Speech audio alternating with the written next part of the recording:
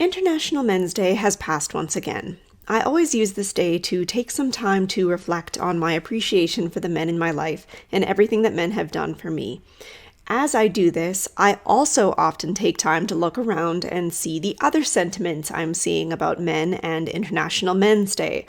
There are a few patterns that I have noticed in other people's discussions about the topic, and I thought that might make for an interesting show.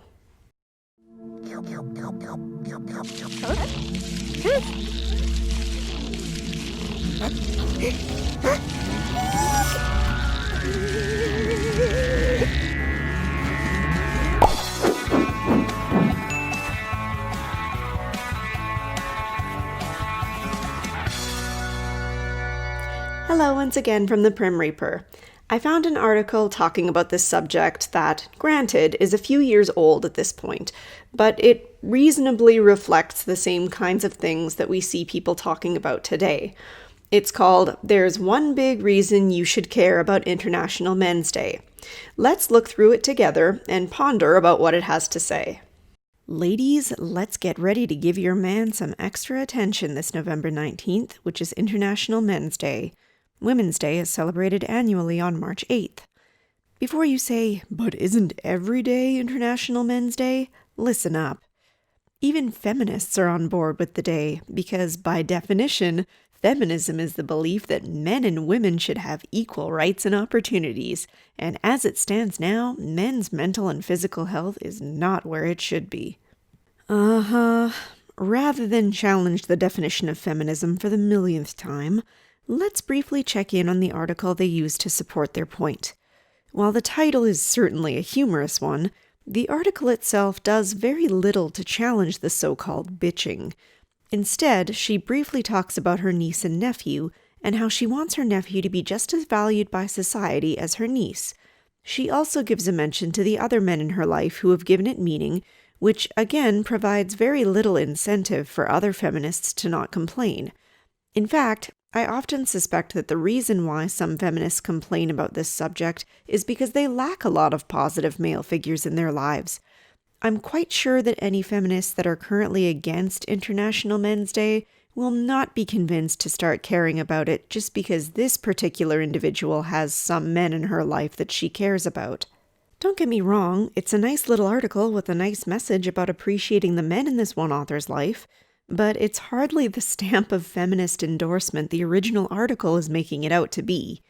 So let's get back to that. Sure, men may have it a little easier in some areas. For instance, a report released in March found that the wage gap is actually getting bigger rather than smaller. Another report the following month suggested the more professionally successful women are, the less they make relative to their male colleagues. Last month, the World Economic Forum also found women work 39 more days than men per year.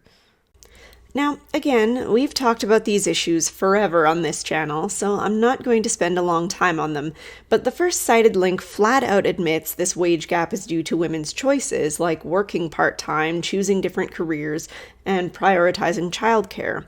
And the last link that says women work more days per year includes quote-unquote paid and unpaid work, so chances are very good that we can simply discard that. Not because I'm trying to be contrary and simply ignore data, but just because if you actually look at the gender gap report this article is based upon, you see it's just comparing the number of women in high-powered professional and technical roles to the number of men in the same roles. I'm strongly suspecting that this report didn't go out of its way to elicit responses from single men living alone who presumably also have to do plenty of their own unpaid work of doing their own laundry and cooking their own meals. Or, if it did, it didn't mention this fact. So anyway, moving back to the article. But that doesn't mean men don't have their own problems to deal with, like suicide. That's the focus of this International Men's Day. Canadian men are 4 times more likely to take their own lives than women, according to the Canadian Mental Health Association. Every day, 7 men die by suicide. I don't want to be a cynic here, but I feel like every time this holiday comes around, this is the focus of International Men's Day. It's not that I don't think it is an important subject. On the contrary, I think it's an extremely important subject. My question is, what exactly have we as a society been really doing to address it? Only in the past year or so have I really started to see a lot of messaging around actually trying to reach out to men for men's sake. However, for all the statements being made about needing to reach out to men and to help encourage men to reach out themselves when they need it, it often feels like this is being done in the wrong way for two main reasons. Conveniently, these two reasons are outlined well in the rest of this article. We're conditioned not to reach out. We're conditioned to suck it up and tough it out. First and foremost, that needs to change, Jesse Heyman told Global News last year.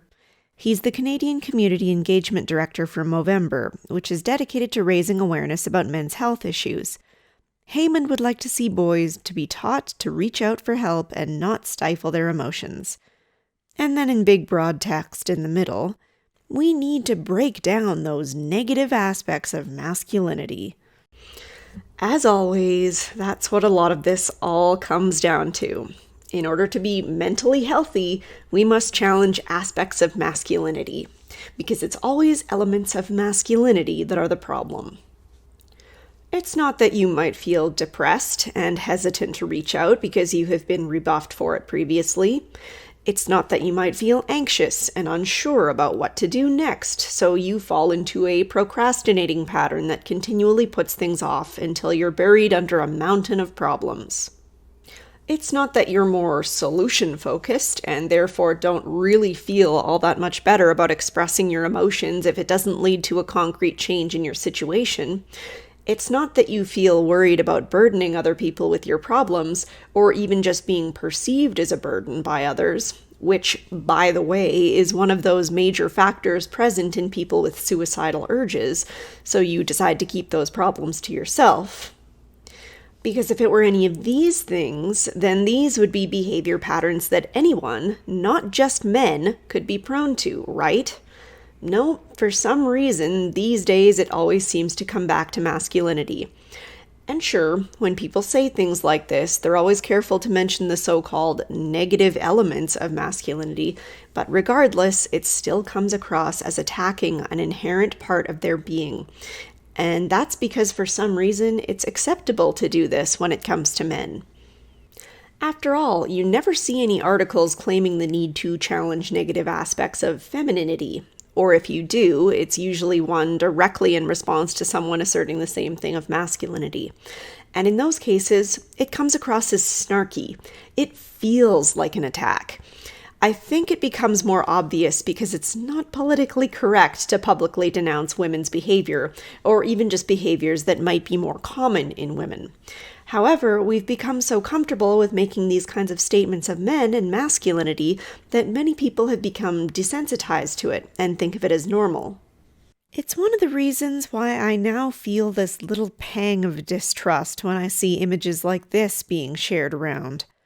Are we trying to normalize men needing emotional support because it's the right thing to do, and because we genuinely want to try to be there for men who want to reach out? Or is it yet another subtle dig at masculinity, or people trying to tell men what they need to do in order to feel better rather than asking them what they need? I really hope for the former, but until I start seeing larger change in the way large organizations and societal attitudes relate towards men and their problems, I will continue to prefer instead to support men in the way they want to be supported rather than pushing another worldview on them.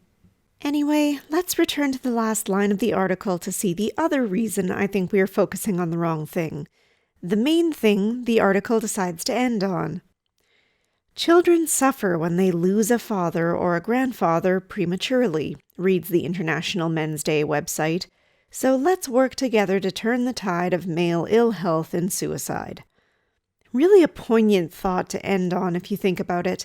The focus isn't really on men, but on those they impact when they decide to end their lives. It's not men suffer so much that suicide becomes a valid option. It's Children suffer when they lose the men in their lives to suicide. If we really want men to start to feel valued in this society, we have to stop putting this asterisk on their struggles that we really only care about how their loss will impact others. We have to show men that we care about them for their own sake, that we legitimately want them to feel every bit as valued and mentally healthy as everyone else. Maybe if we started to show them this level of care, we wouldn't need our focus on International Men's Day to be on male suicide. Today on Men's Mental Health, I hope you'll come join us as we celebrate International Men's Day and reach out in a place you know you can get some genuine support.